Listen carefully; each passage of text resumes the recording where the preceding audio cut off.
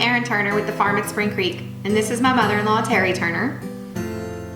What are you gonna show us today, Miss Terry? Well, it's mid-October and I have a pear tree that's loaded, so today we're gonna make pear honey. So I'm gonna start by just peeling a pear. I've already peeled several. This recipe calls for 9.5 cups of pears, but I'm only gonna make half of a recipe today. So I needed 4.5 cups of pears. So I'm gonna peel one here. The pear peels and the core, I save, and we have pigs here on the farm, so they get all of the yummy scraps from the pears. And in fact, probably if I didn't have a loaded pear tree and have a pig to feed them to, I would be a little bit more conservative in my peelings, but I don't really consider it a waste. So anyway, this is what the pigs are gonna have for dinner tonight.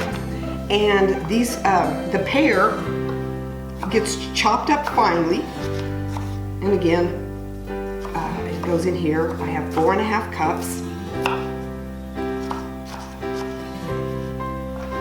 So this is what we're looking at when we're done, right? And I actually peeled this a little bit earlier, and in order to keep the pears from turning dark, I have a little bit of lemon juice and water mixed in there with it. So, we're ready to get cooking. So I have the pears peeled. You can use any kind of pear. My pear tree is they just call them sand pears. They're actually kind of ugly, but they're very tasty. So that's the kind of pear I'm using. I'm making half a recipe again, so I'm putting in 4.5 cups of pears. And the recipe calls for 1 full 20-ounce can of crushed pineapple. Again, I'm only using half of that. You just dump everything in here together. And again, the recipe normally calls for 8 cups of sugar. I'm using 4 cups of sugar. We simply pour everything in. And 2 tablespoons of lemon juice.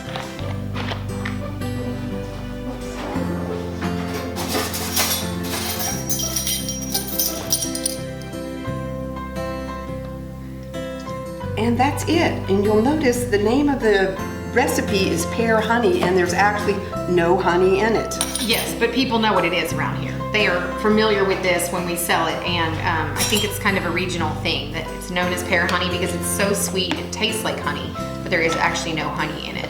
And after it's cooked, it actually kind of takes on the color of honey. So it starts out, it looks really thick, but after it cooks a few minutes, it becomes very liquidy, and you have to cook it for a couple of hours. You cook the liquid down, and it gets almost to the jelly stage. But I'll show you what that looks like when it's time to put it in jars. This recipe would normally make about 9 half pints of honey. I'm going to can it in half pints, and I'm hoping that I get maybe 5 half pints of honey. So we've moved over here to the stove, and you can see I haven't even really started cooking it yet, but just the addition of the sugar to the pears, it becomes very liquidy. And I am gonna let this cook down. It has to cook about 2, it may take less because I'm making half a recipe, but this usually has to cook about somewhere between 2 and 3 hours. But after it cooks down, I usually run my stick Immersion blender through it to make it very nice and smooth. And that's all there is to it. So anyway, I just wanted you to see how liquidy it is, and I'm just gonna leave it here. I'm gonna stir it maybe once every 5 minutes or so just to keep it from sticking on the bottom. But pretty much it's on autopilot now until it's ready to go. All right, so this is the pears. They've been cooking probably about 20 minutes. Again, you can see there's a lot of liquid in it. We want them to cook down until they're nice and thick. And we'll want to get it to almost to the jelly point, which we'll pick it up and let it drip off of the spoon. But when it's very drippy like this, we're not even close. So I would say this has another good hour to go. So you can see the pears have been cooking about an hour now. They've changed color. There's there's still a lot of liquid in there, but the pears are done. They're softened, and I'm going to now use my Immersion blender to kind of get a nice puree here. And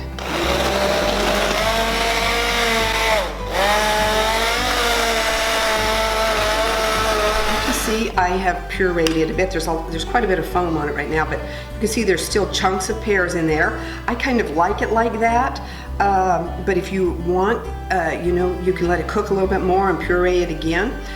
This probably, you can see there's still a lot of liquid in there. It's not anywhere near the gel stage. So this is probably going to have to cook at least another hour. So I'm just going to put that back on the stove just like this and let it simmer. Okay, so I did decide to go ahead and puree this one more time. This has been cooking another hour. You can see it's nice and golden brown, and that's where they get the name pear honey from. And it is actually up to almost 218 degrees. You have to get it above the boiling point of water, and that actually varies with your altitude. So for here, it needs to be 218 degrees here in East Tennessee. And I'm just gonna pick some up and show you what I mean by the jellying point. Instead of it just dripping off the spoon like liquid, you can see it kind of sheets off of the spoon. It tries to stick and kind of sheets off. So that's where I know it's at the right point. It'll make nice, thick, good pear jam or pear honey. Okay, so the pear honey is now ready to go in the jars. Most of the time when people can jellies and pickles, they use a water bath method of canning, which requires the jars to be actually submerged by 1 inch underwater. I use a steam canner, which doesn't require the jars to be put underwater at all. This just has my jars in it, and it has about 1.5 inches of water in there, and it makes the steam that gets hot enough to actually do the preserving of the jam. So anyway, I have my jars hot. You always want to have your jars hot because we're going to be putting hot liquids in them, and to prevent that thermal shock, we're going to put the warm jars. These are some canning supplies that you probably need if you're going to do canning. This is a jar lifter, the funnel, and this also is a debubbler that you can use to take any air bubbles out, which I don't really have to do with this. And it also has this nice little edge that tells you what your headspace is. So we need to have 1/4 of an inch headspace in each of our jars. So I'm going to put a jar over here, and I'm going to fill these. And again, this probably should have made about 9 or 10 half pints, but I only made a half recipe, so I'm hoping to get maybe 5.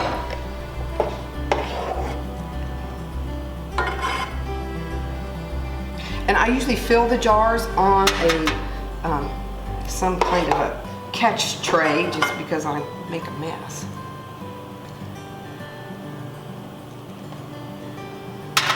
So there's one.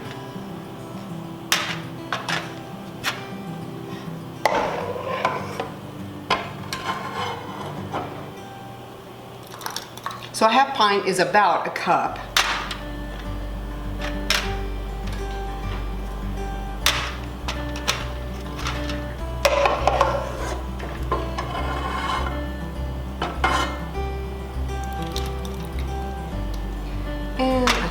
Filled that one too full. Okay. So this has measurements marked on it. I'm sure that you can't see it, but each one of these steps is 1/4 of an inch. And so you just set this on your jar, and each one of these jars has about 1/2 inch of headspace, which is fine. I use a slightly different kind of lid than the usual canners use. My lids are a reusable lid. There's a couple of different brands out there, but instead of the metal 2-piece lids, mine is a type of like a plastic looking lid. And these lids actually use a little bit more headspace than the metal lids use. So this is good, 1/2 inch of headspace.